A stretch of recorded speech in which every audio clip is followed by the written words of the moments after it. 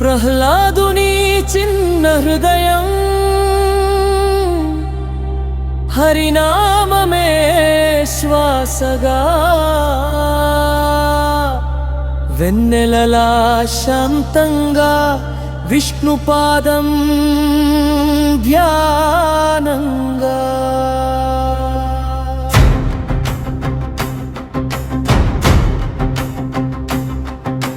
తల్లి చేతి ముద్దులో నారాయణ జపముంది, మంజుల వీణ తంత్రుల్లో భక్తి మల్లె వికసింది. మందిర గంటల నాదంలో మృదువైన వేణుగీతం, ఆకాశ దైవగానంతో పసి ప్రహ్లాద జీవితం. హరినామం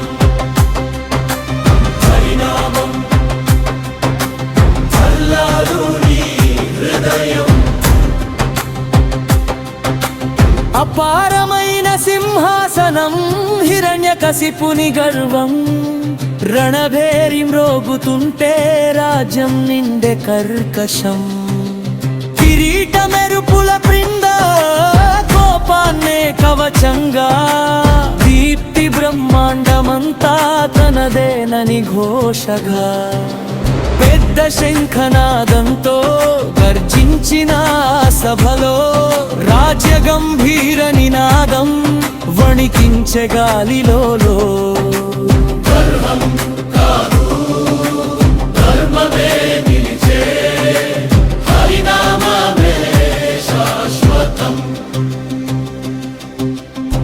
అగ్ని వంటి ఆజులు ప్రహ్లాద ముందర నిలిచే, చీకటి తీర్పు మాటలు ఆకాశాన్నే చీల్చే.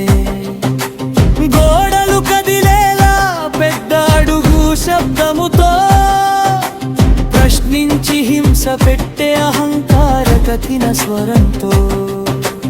ఎక్కడున్నాడు నీ దేవుడు అని గర్జించిన క్షణంలో పాలరాయి రాజమందిరం నిశ్శబ్దమై నిల్చునదో. ప్రహ్లాదుని కన్నుల్లో భయం లేదు, కన్నీరు లేదు, అక్కడ అంతా ఆయనే అని నిలిచే ధైర్యమే.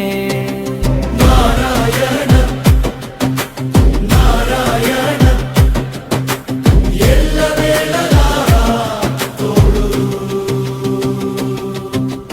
అప్పుడు చూపెను తండ్రి ఆ మహాపాల పిలుర్ని, రాయి గుండె మౌనంలో దాగిన దివ్య రహస్యాన్ని. మెరుపు ముందు మేఘాల వంటివి ఆ నిశ్శబ్దం, గొంతులోతున బాసినది అసహనపు ఉగ్రత. హృదయమోగే తాళంతో భయమనే పాదఘాతం, గాలి లోపల కదిలెను ఆ ప్రాచీన స్తంభం. పలకరించు నరసింహ,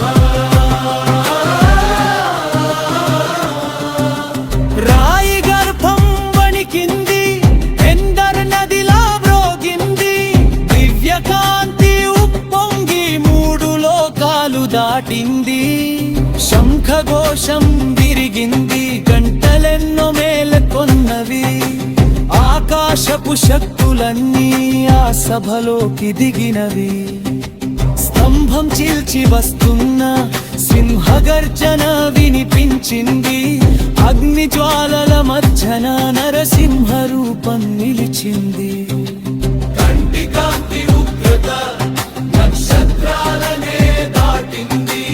ధర్మం లేచి నిలబడి అధర్మాన్ని త్రిప్పింది. నరసింహ నరసింహ నరసింహ నరసింహ దివ్య విజయమా.